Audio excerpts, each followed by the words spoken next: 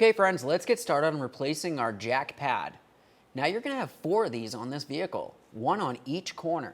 The process for replacing one will be the same for all. If you were to look in the center of the jack pad, you're going to find a circle. That's a center push tab. Generally, you can either try to get in between this and pop it out, or if it doesn't want to pop out of there easily, you can continue on with a hammer and punch in the center and press it right on up and through. When you do that, it's going to break the center area here, but that's okay, you're replacing it anyways. So to try prying this out, I'm going to come in between the center circle and the outer ring here, press my pick up in there, and I'm going to try to wedge it so I can pry this down. Now I'll continue with my trim tool. Now let's carefully use a pry bar and get in between our pad and the body of the vehicle. We'll drive this in between and then gently pry it off.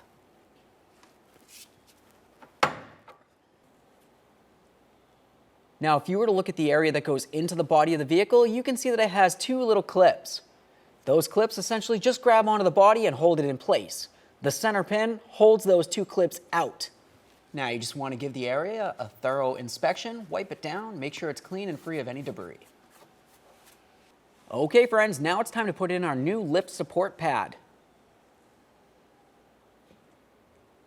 We'll take this and line it up with the corresponding hole and then press it up into position in the body. It should want to stay there.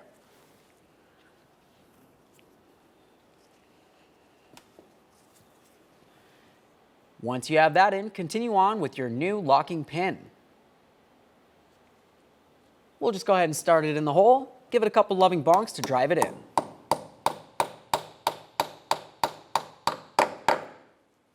Make sure it's completely flush.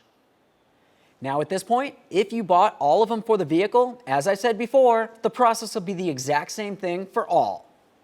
Thanks for watching.